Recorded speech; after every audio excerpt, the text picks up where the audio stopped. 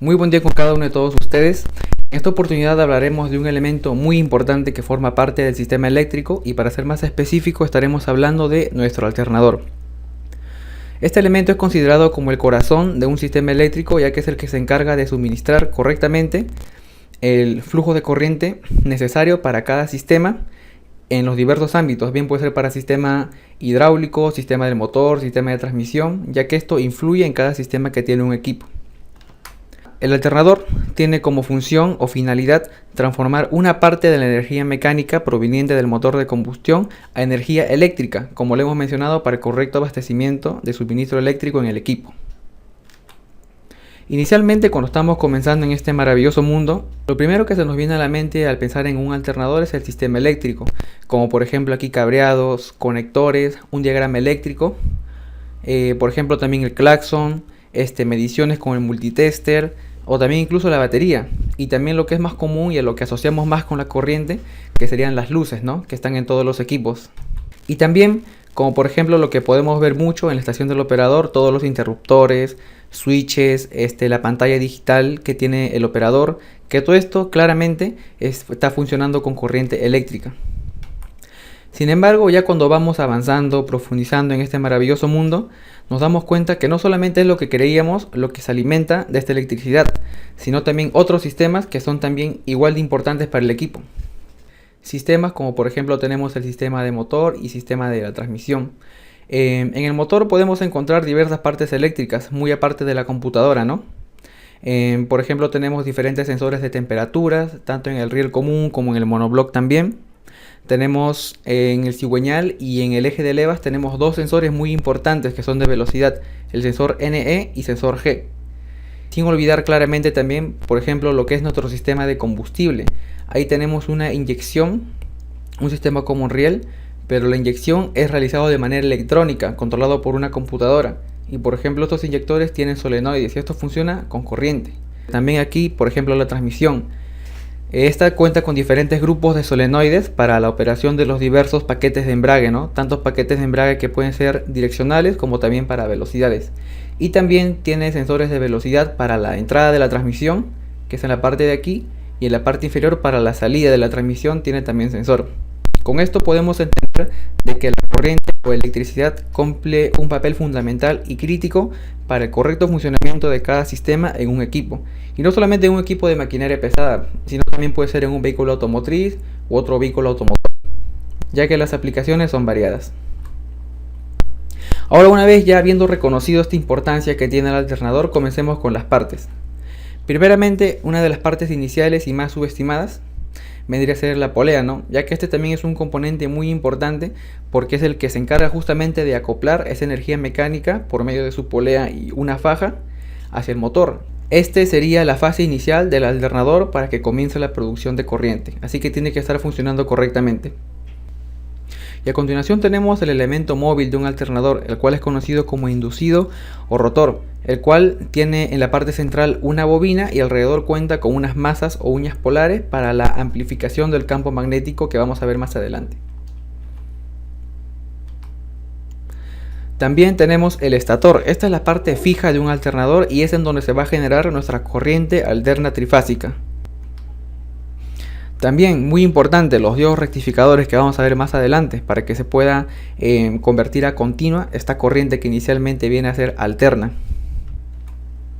Y finalmente tenemos el regulador de voltaje, el cual se encarga de mantener, como su nombre lo indica, un voltaje de salida constante para el correcto suministro de cada componente electrónico.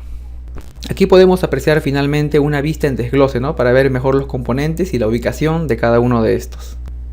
Y ahora comenzamos con la parte número 2, que es el principio de funcionamiento de un alternador, o también lo que vendría a ser el principio de funcionamiento de todo generador eléctrico, todo aquello que genera corriente, voltaje. Y esto va a estar bajo la siguiente ley, que es la inducción electromagnética. Esto no quiere decir de que nosotros, al someter un conductor a un campo magnético que es variable, hace que se genere una corriente alterna en este conductor. Como por ejemplo en este caso estamos sometiendo este alambre, que es el que estaría en movimiento, a este campo magnético, que en este caso sería de un imán permanente, que es fijo. Sin embargo, nosotros al rotar este pequeño alambre estamos generando una pequeña corriente alterna que va a variar de positivo a negativo. Entonces este es el principio del cual va a partir todo funcionamiento de un generador o un alternador, y es así como se origina la corriente, inicialmente originándose como corriente alterna.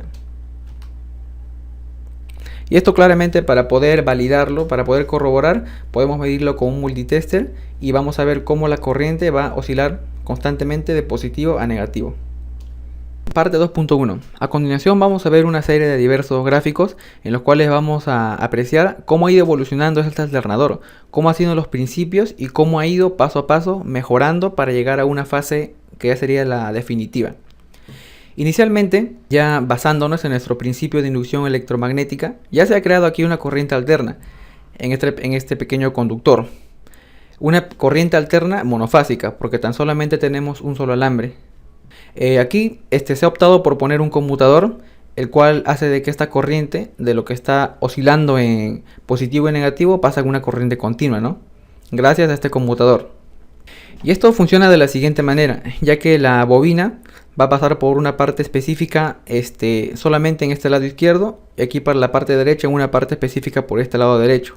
En todo caso, simplemente estos carboncillos se encargan de recibir la energía que en ese momento está generando en el momento de giro específico el alambre, y hace de que solamente, por ejemplo, en este lado izquierdo reciba corriente positiva en esta fase de movimiento, y en la parte derecha solamente corriente negativa, ¿no? Pero ahora se presentan algunos problemas, algunas desventajas, como por ejemplo, cuando esto va a girar a altas velocidades va a haber una pérdida de contacto, como asimismo va a haber recalentamiento. Aquí es importante dividir dos cosas. El calentamiento es una parte normal de todo sistema, es normal que caliente, sin embargo lo que debemos prevenir y evitar a toda costa es el recalentamiento, que ahí es lo que vendría a ser peligroso y hasta incluso dañino ya para el mismo sistema. Por ejemplo, en este caso nuestra bobina que está generando corriente se encuentra en la parte central. ¿Ok? En todo caso ahí, al estar inmersa entre ese campo magnético fijo que tenemos alrededor, no vemos una manera en la cual pueda ser enfriada. En todo caso esta bobina tendría que ser colocada en otra posición para que pueda ser enfriada por medio de un ventilador. En este caso aquí no lo tenemos y esto tiene que mejorarse. También a continuación un pequeño acápite, anotación, saber el origen del recalentamiento. Por ejemplo, aquí tenemos el efecto Joule. Esta teoría nos dice de que la potencia disipada en forma de calor es directamente proporcional al cuadrado de la intensidad que circula por este conductor, en este caso la generación de corriente, multiplicado por su resistencia, ¿no? Que ella viene en diferentes factores, como por ejemplo el diámetro de este cable y la temperatura también, que afectan a la resistencia. Vemos ahora que ya se ha solucionado el siguiente problema de recalentamiento. Ahora nuestra bobina es colocada de manera externa y en la parte central colocamos nuestro imán, ¿no? El mismo principio de funcionamiento, solamente de que ahora la bobina va a ser fija y el imán va a ser el que está girando, ¿no? Ambos están funcionando de la misma manera y se está cumpliendo lo que es el principio de inducción electromagnética. Bien puede estar este en movimiento y este fijo o viceversa. De la misma manera funciona. Y ahora también podemos ver lo siguiente, es que se ha eliminado completamente lo que es los conmutadores para transformar la corriente alterna a continua y se ha optado por colocar diodos rectificadores, que lo vemos a continuación. Se encarga de rectificar la corriente y aquí esta resistencia representa el circuito, ¿no? El consumo que hay. Muy bien, hasta ahí hemos solucionado dos problemas. Ya no hay recalentamiento de la bobina internamente, ahora esta se coloca de manera externa y simplemente puede ser enfriada por un ventilador colocado de manera adicional. Sin embargo, aún tenemos un pequeño problema y es el siguiente. Tenemos de que la velocidad de nuestro motor de combustión interna es variable. Ahora, cuando el motor aumente de velocidad, esta corriente que produzca nuestro alternador va a aumentar. Como asimismo también cuando disminuya, viceversa, va a producir menos corriente. Ahora, para esto, la ingeniosa solución que se idea es la siguiente. Y es la de colocar, en lugar de un imán permanente, colocar un electroimán, que en este caso sería un campo magnético que se va a generar de manera artificial. Y lo podemos ver a continuación. Tenemos un pequeño núcleo de hierro, una bobina de rotor, que es lo que ahora llamaremos. Y esto es alimentado por dos escobillas, la corriente positiva y tierra. Y todo esto es posible también gracias a los anillos de desplazamiento que nos permiten el contacto con este elemento que va a estar en constante movimiento. Y aquí la parte fija, que son las escobillas. Ok, todo igual se mantiene. La parte externa vendría a ser nuestro alambre donde se va a generar la corriente y este elemento móvil. Ahora también es muy importante mencionar de que esta bobina del rotor va a ser controlada por un regulador de voltaje que va a estar encontrado en esta parte central entre la batería y las escobillas. Muy bien, ahora tenemos dos elementos muy importantes que me gustaría explicar un poquito más, los cuales son el inducido rotor y lo que es el estator. Comenzando con el inducido. Recalcar, como hemos visto, que tiene un embobinado en la parte central. Este está conformado externamente por masas polares, los cuales hacen de que al momento que se electromagnetice se intensifique este campo magnético. También tiene aquí su rodamiento en ambos lados. Y también los anillos rozantes, los cuales permiten esa conexión para que se pueda transmitir corriente a la parte interna. Y esta bobina se puede electromagnetizar y crear ese campo magnético. Ahora un punto importante aquí es saber por qué este inducido se alimenta con corriente continua y no con corriente alterna, ¿no? Es porque la corriente continua, al estar separada en positivo y negativo, permite de que el campo magnético que va a crear este inducido sea un campo uniforme y sea fijo. Y esto nos ayuda muchísimo para la creación de corriente. En cambio, si optáramos por corriente alterna, a la corriente alterna tener una frecuencia, tiene variaciones entre los ciclos de positivo a negativo, hace de que sea inestable este campo magnético. Entonces por eso es que se elige la corriente continua. Y también aquí vemos el estator, que es también otro elemento muy importante, y es aquí donde se va a generar esta corriente alterna, pero tener en cuenta que es una corriente alterna trifásica, porque tiene 3 fases y acá internamente tiene un conjunto de bobinas, tiene 3 grupos de bobinas que están separados entre sí. Y aquí también algo muy importante también, saber de que el voltaje de salida que tenemos de un alternador va a ser directamente proporcional a las revoluciones que tenga el motor, como también a la intensidad del campo magnético, que es de este campo de acá. Aquí, cuando se ha creado el alternador, se ha puesto en debate la siguiente idea, y es esta. ¿Podemos controlar las revoluciones que tiene el motor? No se puede, porque esto va a depender de diversos factores, y todos estos son ajenos a nosotros, como por ejemplo puede ser el estado del motor, la carga que tenga el motor, a la velocidad a la que se esté trasladando el motor. Son situaciones muy diversas y no podemos controlar. Pero lo que sí podemos controlar es la intensidad del campo, que es la intensidad de este campo magnético. Y como ya lo hemos mencionado, que esto lo controlamos por medio del regulador. Y es gracias a esto que afectamos el voltaje de salida del alternador. A continuación, ya iniciándonos un poco más en la corriente alterna, vemos un pequeño esquema, un gráfico, en el cual vemos la relación de la corriente que se está generando en esta bobina. Esta parte anaranjada es una bobina, el ejemplo. El voltaje que se genera entre esta bobina y la posición que tiene el imán en la parte superior. Este imán fijo, imán permanente. Aquí vemos de manera inicial, este imán se encuentra completamente horizontal y no está cerca de esta bobina. Aquí por ende generando un voltaje, no hay voltaje, simplemente 0. Luego, un cuarto de vuelta, media vuelta, gira 90 grados esto. Ahora en esta segunda parte vemos cómo el imán ya gira 90 grados hacia la derecha. Y es aquí donde esta parte norte del imán está más próximo a la bobina. Y es aquí donde se genera un pico de corriente a los 90 grados. Entonces aquí en la siguiente parte, de manera sucesiva sigue rotando el imán y se encuentra ahora de manera horizontal. No hay cercanía con la bobina, no se genera corriente. Y se mantiene aquí, en 0. Ahora sigue rotando este imán permanente. Y ahora está próximo al lado sur, por ejemplo, que hemos puesto aquí. Se genera una corriente negativa, un pico de corriente negativa, porque es la parte máxima y esa está más cerca a la bobina. Luego sigue girando y nuevamente la corriente vuelve estable a 0. Y así sucesivamente. Aquí podemos ver cómo va incrementándose, cómo va acrecentándose esta corriente justamente cuando la bobina está en la parte límite con el imán, que es aquí donde se generan los picos de corriente. También entender de que esta onda de acá, cada una de ellas hasta que llegue a 360 grados es donde constituye un ciclo. Y la cantidad de ciclos que hace en un segundo ya es a lo que llamamos como frecuencia. Ok, ahora me gustaría mostrarles la siguiente parte, donde vemos a profundidad ya un pequeño gráfico de cómo estaría internamente la configuración de las bobinas en un estator. Como habíamos mencionado, tenemos tres fases y el cable neutro, fase 1, fase 2 y fase 3. Aquí es importante saber de que cada una de estas bobinas, o ahora lo que llamaremos fases, están colocadas cada una dispuestas a 120 grados de la otra. Aquí 1, 2 y 3. De tal manera, al realizar la rotación, generamos esta fase de manera continua. Acaba una fase y comienza la otra, cada 120 grados, así de manera continua. Y ahora aquí una pregunta que quizá muchos nos preguntemos es ¿por qué tiene tres fases? ¿Por qué no puede tener 4 o no puede tener 2? Y es de que tres fases nos permiten de que haya un voltaje de salida estable y también de que se mantenga con una frecuencia constante. Y esto es también porque tres fases nos permiten una distribución más adecuada de la carga, de lo que sería el consumo. A continuación comenzamos con los diodos rectificadores. Aquí una pequeña imagen para entrar en contexto.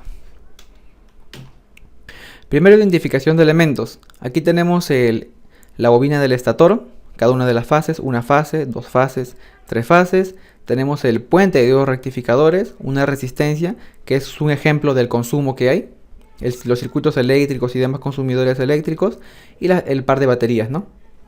Aquí hemos puesto diferentes trazos de líneas en rojo y azul para que puedan apreciar cómo es la corriente alterna que está constantemente variando de corriente negativa a positiva.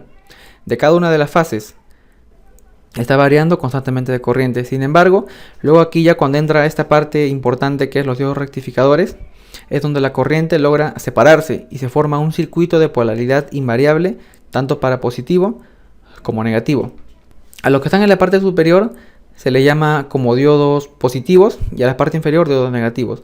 Pero ambos tienen la misma función, ya que un diodo es un elemento semiconductor el cual permite el paso de corriente en un solo sentido. En este caso sería de ánodo a cátodo, cátodo para la corriente positiva y de cátodo a ánodo, ¿no? Para la corriente negativa y para que cierre el circuito a tierra.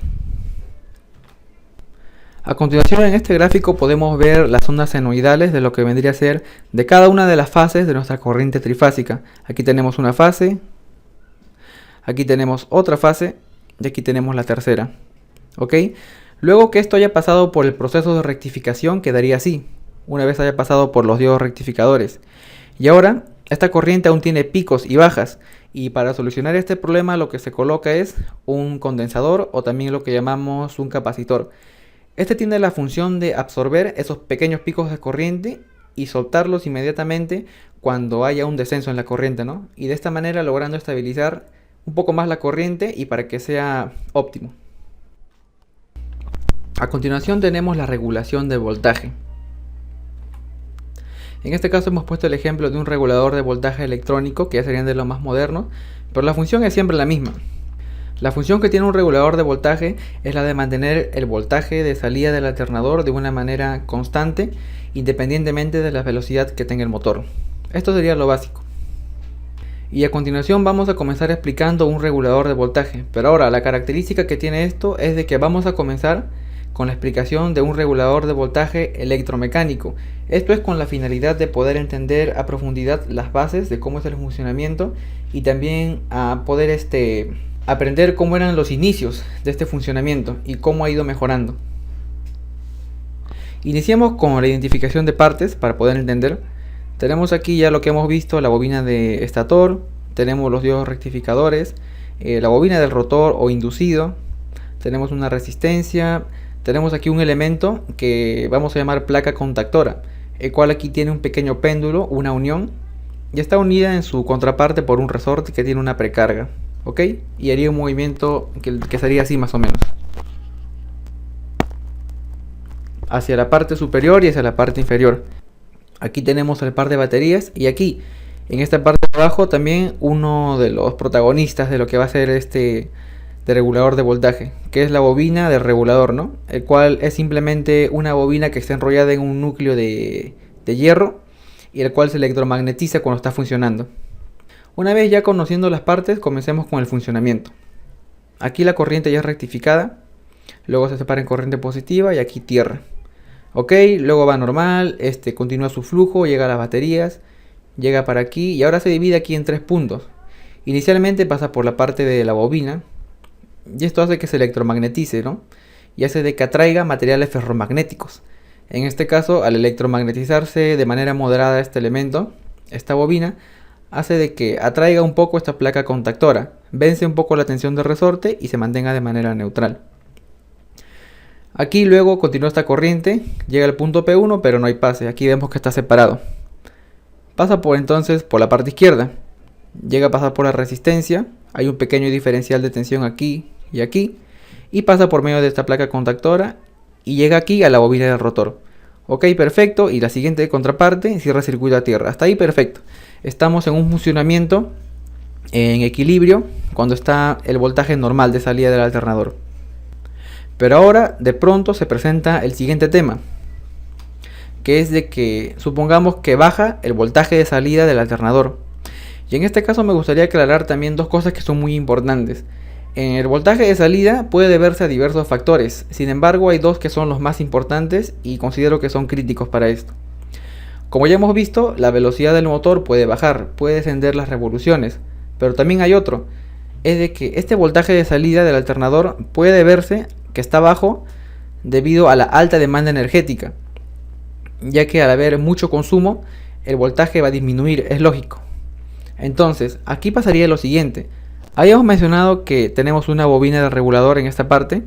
En todo caso, ahora como es un voltaje bajo, esta bobina también va a electromagnetizarse, pero el campo magnético que va a generar va a ser débil. ¿Y por qué? Porque justamente el voltaje es bajo. Entonces, el voltaje al ser bajo va a hacer de que esta placa contactora que anteriormente la estaba trayendo con fuerza, ahora ya no va a ser así. Y va a ganar la tensión de este resorte que se encuentra en la parte superior, haciendo que la placa contactora se pegue completamente hacia la parte superior y conecte el punto P1 con la salida de la placa móvil que está a la izquierda. Y con esto haciendo de que esta corriente ahora ya va a tener dos puntos de contacto, P1 y la resistencia. Y entonces ahora la corriente siempre va a fluir, al igual que el agua también, por el camino de menos resistencia. En todo caso ya pues se salta aquí la resistencia y va a pasar por acá, por P1 solamente. La corriente pasa por acá, llega a P1, placa contactora, y llega hacia la bobina del rotor. Ahora, ¿qué ha pasado aquí? La corriente está llegando de manera más directa, ya no pasa por la resistencia. ¿Esto qué ocasiona? De que nuestra bobina del rotor se energice, se electromagnetice pero con más fuerza, y al tener más fuerza, este campo magnético hace de que se genere más corriente en la bobina del estator. Y esto va a hacer de que gradualmente la corriente de salida del alternador se vaya incrementando poco a poco, y al incrementarse un poco más, nuevamente esta bobina de regulador se va a electromagnetizar un poco más y nuevamente se mantiene en su estado de equilibrio de manera normal, centrada, ya que este campo magnético va a ser un poco mayor. Y ok, nuevamente vuelve el estado de equilibrio. Ahora también tenemos otra situación, que sería la opuesta. Ahora tenemos un voltaje de salida extremadamente alto. Ahora, esta bobina de regulador también se va a electromagnetizar, pero ahora con más fuerza. Y esto hace de que la placa contactora se pegue completamente a la parte inferior, conectando así el punto P2 con la parte izquierda del contactor. Y tendríamos prácticamente esta unión a tierra, ¿ok? Ya que, como habíamos mencionado, la corriente siempre sigue el flujo de menor resistencia. Siempre va a ir por donde hay menos resistencia. Ahora, esta corriente que está llegando por acá va a ir a tierra, ya que va a estar conectado a la placa contactora con el punto P2, debido a que esta bobina de regulador está ejerciendo un campo magnético muy fuerte. Hemos visto que vence la tensión de este resorte y lo pega completamente hacia abajo. En todo caso, ahí no estaría energizado para nada esta bobina del rotor, no habría corriente. Todo esto es importante mencionar que ocurre de manera temporal, todo esto en décimas de segundo. Sin embargo, aquí estamos haciendo un poco más largo el proceso para que se pueda entender en este caso de ejemplificación. Ok, no hay corriente en esta bobina del rotor. ¿Esto qué va a ocasionar? De manera inmediata un descenso en el voltaje, en la entrega que tiene el alternador. Y esto va a ocasionar también seguidamente de que esta bobina de regulador ya no tenga esa fuerza como habíamos dicho hace un momento, y poco a poco va a tener menos fuerza para ese campo magnético y va a traer cada vez menos esta placa contactora. Y nuevamente volviendo a su estado de equilibrio. Ahí vemos cómo se regula de manera automática, realmente muy interesante. Vuelve a su estado de equilibrio y se mantiene esto nuevamente de manera neutral. Y así, seguidamente, cada vez de que aumenta la velocidad, disminuye la velocidad o en base a la demanda energética. Aquí también esto se me olvidó mencionar, el voltaje de salida alto, muy aparte de las altas revoluciones, también se debe a la baja demanda energética, porque un alternador supongamos que se encuentra funcionando de manera continua, normal, y de pronto se apagan las luces, se deja de usar la radio, por ejemplo el aire acondicionado, cosas que consuman corriente, automáticamente va a haber una baja demanda energética, y esto va a hacer de que el voltaje se incremente también un poco. Ahí vemos cómo estas dos cosas están relacionadas. Puede verse por estos dos factores. Puede ser altas revoluciones por lo que aumenta el voltaje o también porque hay baja demanda energética. Es lo más lógico. Y ahora, finalmente, para poder cerrar con broche de oro, tenemos regulador de voltaje electrónico. A continuación, cómo se han eliminado los elementos mecánicos movibles que hemos podido apreciar en nuestro anterior regulador de voltaje electromecánico, y ahora se ha optado por otros elementos como por ejemplo diodos y transistores, los cuales son más eficientes, tienen mejor tiempo de reacción, mejor tiempo de respuesta y un mejor control y más preciso de lo que es la salida de voltaje. Comencemos primero identificando los componentes. Mencionar que esta parte abarca todo lo que es el alternador, parte izquierda, y regulador de circuito integrado, la parte derecha. Ok, una vez sabiendo esto de acá, ya conocemos aquí nuestra bobina de estator, la bobina de rotor o inducido, y aquí en la parte derecha vemos nuevos elementos. Vemos resistencias, vemos un diodo Zener también, y cabe mencionar que un diodo Zener cumple la misma función que un diodo normal, que es el de permitir el flujo de corriente de ánodo a cátodo. Pero ahora la observación es de que lo diferente aquí, el detalle, es de que al ser diodo Zener sí permite el flujo inverso de corriente, que es de cátodo a ánodo, pero eso va a ser cuando se supera un límite establecido de corriente, que ya veremos más adelante. También vemos dos transistores, en este caso 2, transistor 1 y transistor 2. Y para este caso estamos viendo lo que son transistores del tipo NPN. Y para esta aplicación, el transistor contamos con el colector, emisor y base. Y sabemos que para que el transistor pueda aperturarse de colector a emisor, necesitamos aquí una corriente de base. Es similar al funcionamiento de un relé, solamente que en este caso es electrónico y no hay contactos móviles. Y es mucho mejor claramente. Y aquí también sin olvidar el grupo de baterías, pues. Muy bien. Y ahora ya conociendo ya cada componente, vamos a poner el siguiente ejemplo, que es un voltaje de carga bajo. Para este ejemplo vamos a trabajar con un voltaje referente a 24 voltios, que es en un equipo de maquinaria, por ejemplo. Y habíamos dicho de que el voltaje de carga es bajo, ¿no? Por ejemplo, tenemos 22 voltios de salida, que es muy bajo. Así que este llegaría prácticamente aquí, pero aquí vemos que el voltaje de la batería es mucho mayor, así que este voltaje gana y es el que va a dominar. Este llegaría aquí por 3 puntos, llega aquí a la parte 1, llega a la resistencia, se topa con el diodo, no hay pase, continúa la corriente, pasa por esta resistencia y llega aquí a la base, ¿no? De este transistor número 1. Hasta ahí normal. Esta corriente sigue pasando por acá. Aquí esta flechita aquí debería estar para la izquierda. Sigue pasando por acá y llega a la bobina de rotor. Ok. Esta bobina, vamos a ver de que aquí esta parte que es tierra, llega acá y llega al punto F. Habíamos dicho de que para que un transistor se aperture, tiene que recibir una corriente en la base. En este caso sí se cumple esta afirmación, porque aquí llegaba corriente a la base, en este caso es el 24 voltios de la misma batería. Y esto hace lo siguiente, que se aperture de colector a emisor, gracias a que tiene energizado base, y así permitiendo libremente de que esta bobina pueda cerrar circuito con tierra, y así energizándose completamente.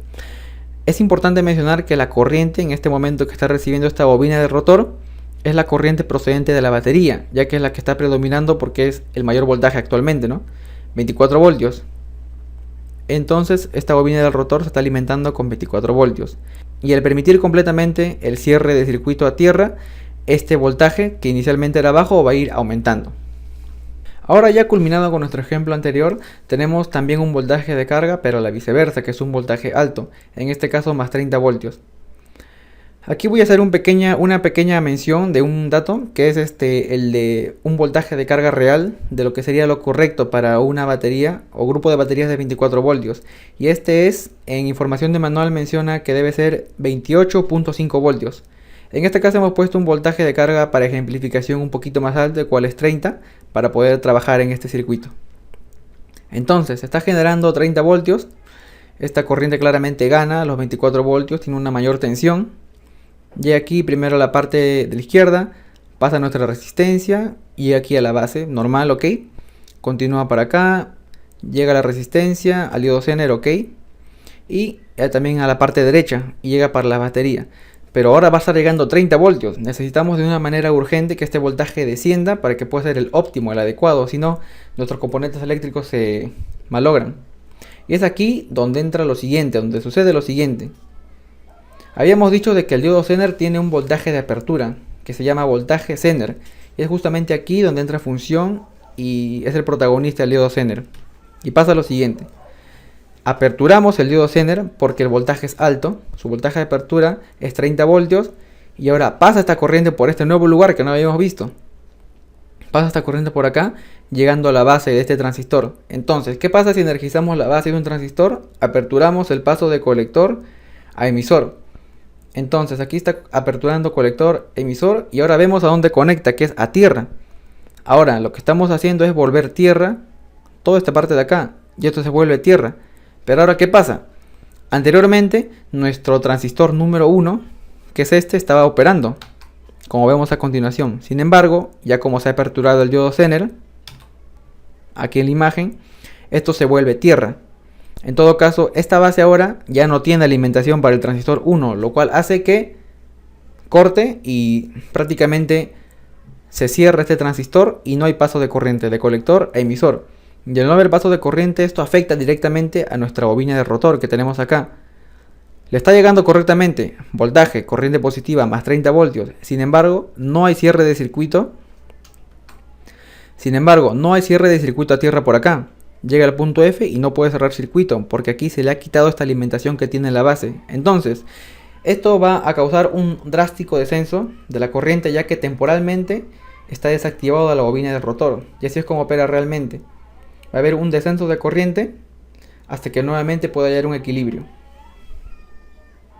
Y ya cuando esta corriente desciende mucho, ya es donde se presenta nuevamente nuestro gráfico anterior que habíamos visto cuando era voltaje de carga bajo y mutuamente ambos, tanto transistor 1, que podríamos afirmar que es cuando está el voltaje bajo, y transistor 2, que se activa cuando es voltaje alto, ambos están en constante conmutación. Ambos están en constante funcionamiento para poder mantener ese voltaje de manera equilibrada.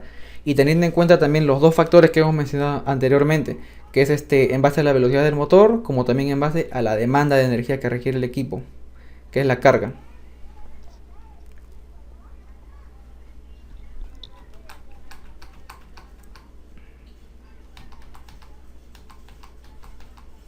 Y bueno, finalmente, para finalizar y ya concluir, mencionar de que siempre realicemos las inspecciones diarias, inspecciones visuales al alternador, como por ejemplo ver de que estén bien sujetadas las conexiones, que estén que estas no se encuentren corroídas, que no haya líquidos cerca de esto, como por ejemplo puede ser líquido refrigerante o puede estar goteando aceite de alguna otra parte. Esto tiene que estar completamente seco y bien sujetado, las conexiones, todo eso de ahí. También recordar los mantenimientos preventivos, o por ejemplo también si es que tenemos la oportunidad de desmontar un alternador, para aprender mucho más podemos hacer las siguientes mediciones, como por ejemplo al estator se le hace 3 medidas aquí a cada fase, y cada fase tiene una medida en ohmiaje cuando medimos con el multitester, y podemos evaluar cada una de estas medidas y compararlas con el manual y a ver así si se encuentran correctos. Y también ver de que estas fases no hagan contacto o cortocircuito con este núcleo de acá. Tienen que estar completamente aisladas cada una de la otra.